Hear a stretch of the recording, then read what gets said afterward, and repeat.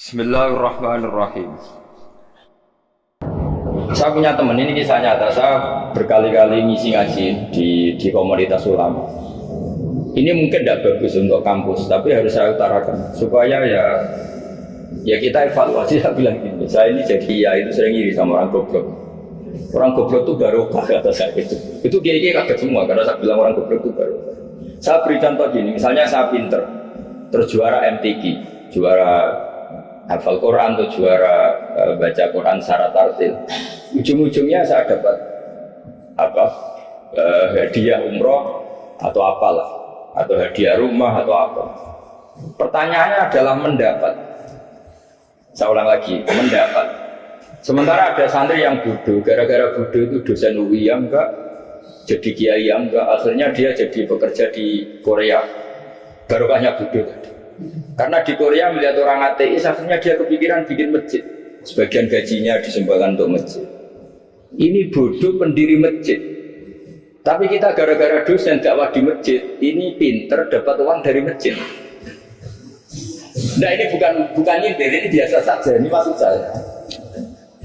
Maksud saya, kamu jangan ngabaikan hidup. Akhirnya apa yang terjadi? Saya ini punya teman ini betul. Saya ini kan kecelok dulu tuh Gus Salim. Nasib saya di mana-mana dihormati. Kadang saya merasa dosa. Kok dihormati? Saya punya teman. Dulu gobloknya minta ampun sekolah sama saya. Gobloknya, soalnya gobloknya harus disepakati. Iya, goblok bos malah kira-kira. Singkat cerita dia itu hidup di pedalaman Kalimantan sekitar tahun 92. Dulu kan biasalah di dalam hutan itu tidak ada penebangan hutan macam. Dia ada bosnya, jelas dia ada bosnya. Saya yakin juga agak kriminal karena dia tidak yang illegal logging. Pokoknya ditetir dia hidup di tengah hutan, ikut orang.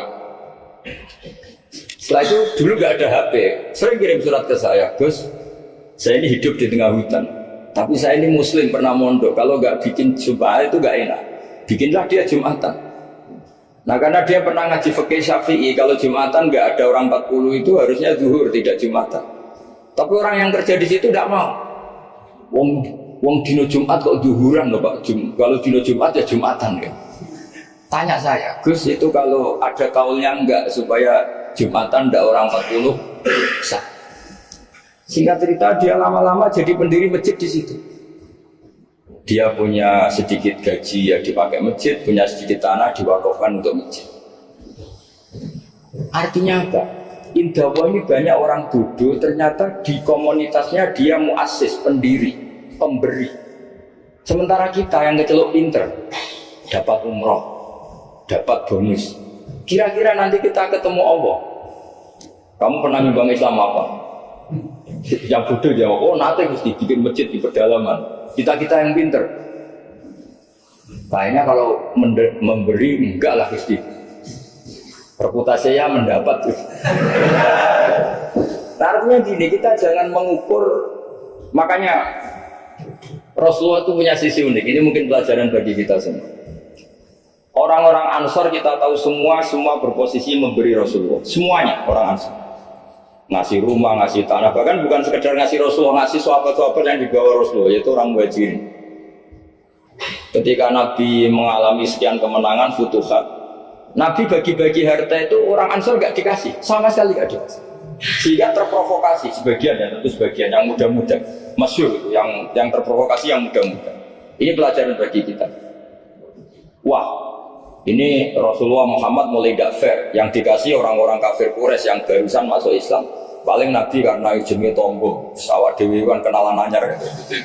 Jadi dimenangkan sing tonggo, yaitu orang-orang kafir Quraisy yang sekarang baru masuk. Singkat cerita akhirnya Nabi dengar gosip itu, dengar bahwa Nabi dikomentari mulai tidak adil karena memprioritaskan orang-orang Quraisy yang notabene adalah keluarga Nabi, tetangga Nabi, kampung halaman Nabi. Akhirnya Nabi bilang, coba semua orang Ansor kumpulkan di satu kuda, satu khimah besar di Jirona ke situ. Dikumpulkan, seorang Ansor ditanya, dengar-dengar makolatun balagona angkum. Ada satu makalah dari kamu, apa betul itu kamu yang mengatakan? Terus ketua orang Ansor ada yang namanya Sa'd bin Ubadah berdiri. Ya Rasulullah, amazu ahlamina fala yaquluna syai'an. Orang-orang terpelajar kita ada yang komentar. Tapi yang muda-muda ini memang ngomong seperti itu. Bahwa jenengan sekarang mulai lebih tertarik ngurusi orang-orang Quraisy daripada kita. Terus itu di Jirona. Jirona itu ya kira-kira berapa kilo ya, 40 kilo atau 30 kilo dari Mekah. Zaman itu Nabi posisi di Jirona. Jawabannya Nabi itu unik. Oh iya, kata Nabi. Apa yang dikatakan Nabi? Saya ini Rasulullah, nanti kamu pulang bersama saya. Tapi orang-orang ini, orang-orang Bedui ini, setelah saya kasih kambing, saya kasih unta, mereka pulang. Ama tardona ayarji annasu bisyati wal ba'ir wa tarjiuna antum bi Rasulillah. Kamu ini nanti mendapat saya ini nanti ikut pulang kamu ke Madinah. Berarti kamu mendapat saya, afdhalul khalqi, orang terbaik di dunia. Mendapat Sayyidun Nabiyin wa. Tapi orang-orang yang setelah saya kasih uang itu pulang. Artinya gini, kamu berorientasi mendapat saya atau mendapat uang? Nangis semua orang, sudah dia sudah mendapat jenengan saja duit gak nojak. Ternyata Nabi itu mentertawakan sama Nyon Sewu Arabul Arab, orang-orang Bedui Arab. Ya Rasulullah, kita ini baru Islam, tolong diservis dong, namanya mu'alaf. Saya baru Islam, tolong diservis toh. Ya Rasulullah, ya sudah kamu ngambil unta ini, diambil pulang. Yang satu minta kambing, diambil pulang. Terus kata Nabi, kowe seneng duit kelakuanmu, ketemu Nabi tertarik ngaji. Bertuk duit, mulai bertuk duit. Sementara kamu mendapat saya. Intinya Rasulullah ingin mengajarkan ke orang-orang Ansor, kamu dulu itu heroik. Posisinya memberi untuk Islam, maka heroik kamu tidak akan saya batalkan. Dari mental memberi, kemudian ingin mental mendapat. Itu hebatnya Rasulullah. Jadi kalau dalam tradisi sahabat, misalnya saya sering ditolong orang gitu, kok setelah saya jadi kiai besar atau jadi wapres kira-kira gitu kayak Pak Maruf Amin, itu malah sebaiknya tidak usah balas yang berjasa kalau ini calon wali, karena nggak boleh kebaikan itu dibatalkan dengan mendapat. Ini cara teori politik masalah ya. Tapi kalau teori wali keharusan, masa ngamal kok dibatalkan?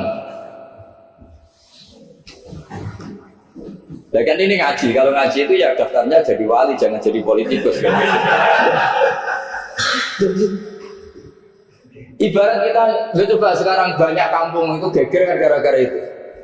Wakifnya masjid itu ikhlas tanah untuk masjid. Lu anak cucunya kok terus ambisi jadi imam, jadi pengurus takmir, padahal tidak layak. Mereka mungkin tidak alim, tidak sholat. Ini kan terus gak fair, wakifnya ikhlas, siapa aja yang ngelola boleh asal kompeten, anak cucunya tidak. Ya. Nabi itu nggak mau. Jika masyhur orang Ansor itu ketika Nabi menawarkan, kita sekarang sudah futuhat, apa harta yang kamu kasihkan muhajirin tak kembalikan, sekarang negara mampu. Tidak ya Rasulullah, kita tidak akan mengambil sesuatu yang sudah kasihkan lillahi ta'ala. Orang muhajirin juga sama, ketika di Jirona di Mekah, ini Mekah sudah kita taklukkan, tanah-tanah yang sekarang dikuasai orang kafir, yang dulu kamu tinggalkan lillah, sekarang bisa kamu ambil lagi karena sekarang Mekah sudah dikuasai Islam. Kata orang muhajirin apa? Kita tidak akan mengambil sesuatu yang sudah kita kasihkan lillah. Jadi kamarnya malu. Yang kita lama sekali bermental memberi, kemudian kita sekarang ingin bermental mendapat. Artinya gini, kalau jenengan mengukur kegagalan itu orang-orang bodoh itu barokahnya luar biasa. Coba kalau semua orang pinter misalnya, kayak saya, kayak Pak Rektor, itu bingung masyarakat. Barokahnya orang bodoh di tengah-tengah pasar ada konsultan, barokahnya dokter-dokter yang bijinya dapati bagus, akhirnya di pedalaman ada dokter. Gara-gara prestasi pas-pasan di pedalaman. Coba kalau prestasinya kelas A semua, mungkin sudah hidup di Jerman semua. Indonesia bisa kurang stok penyuluh. Jadi pertanyaannya jenengan tadi, ya tadi kalau saya disuruh jawab dengan ilmu hakikat, Allah merencanakan itu sudah luar biasa. Harus digawe pinter, setengah goblok. Ini semuanya kalau ilallah wa fillah, itu semuanya barokah. Karena tadi nggak bisa bayangkan. Andai kan tidak ada santri si rapati pinter, itu di pedalaman Kalimantan itu tidak ada yang jadi dai. Oh kalau pinter nggak mau, pasti nggak mau. Barokahnya goblok. Sampai saya ini tahadus bin nikmat. Sampai mereka bilang gini, sekarang kan ada telepon, sering telepon saya, Gus, jenengan jangan mati dulu. Karena kalau jiran mati kita jadi kiai juga selesai. Karena mereka itu nggak pinter tapi jadi kiai di Papua, di pedalaman mana-mana itu kalau ditanya halal haram sudah bisa. Mau ngerti nak sholat cuma demulon itu aja. Jadi setiap ada pertanyaan hukum mesti telepon saya. Kadang tamunya nunggu, Gus jawab saya iki mati ora aku jawab. Karena tamunya nunggu. Ya karena tadi dulu di pondok gak pinter, misalnya tahu hanya gini dong. Perempuan kalau datang bulan gak boleh sholat. Dia gak tahu detail-detailnya, misalnya ada perempuan yang mustahadah berhari-hari selalu keluar darah berbulan-bulan. Nah ngajinya belum sampai sana. Kalau kita kan sampai sana. Oh gini, kalau adanya perempuan tadi hanya 6 hari haid, maka yang 7 berikutnya namanya mustahadah, sudah mulai sholat, mulai puasa normal, karena ini penyakit, bukan kategori haid. Nah dulu ngajinya tidak sampai situ. Jika kalau ada yang tanya, ditunggu Gus ini ada perempuan keluar darah terus kita harus gimana ini? Sholat enggak? Nah, ilmunya enggak cukup dia untuk jawab. Untuk jawab seperti itu, karena tapi tadi ya saya ulang lagi ya, jadi jangan pernah mengabaikan orang-orang bodoh. Orang bodoh itu ya barokah, tapi nggak perlu ada gerakan jadi bodoh ya, nggak perlu. Digerakkan bodoh itu pasti mayoritasnya, alhamdulillah sekali. Akhirnya berkah itu ada di mana-mana. Nah itu betul. Pokoknya kita ngaji itu apa yang masyhur itu Rabbana ma khalaqta hadza batila. Semua yang diciptakan Allah pasti ada. Ya ini memang ilmu agak aneh bagi kalangan akademisi, tapi kan sampean mengundang saya untuk ngomong ilmunya kiai. Kalau saya jawab pakai standar intelektual kan saya namanya basa-basi. Itu tidak bagus dalam ilmu Islam mudahana, itu tidak bagus. Karena ini keahlian saya di ilmu hakikat, ya saya jawab secara ilmu hakikat. Terus itu pernah saya diciptani Pak Bintang Pamungkas. Itu cerita. Gus Dur juga pernah cerita, banyak yang sejenis itu cerita. Gus Dur kan orang sukses di Jakarta, itu matur nuwun sama keluarganya yang adiknya yang jadi biasa-biasa saja. Karena akhirnya ada yang rumah ibunya.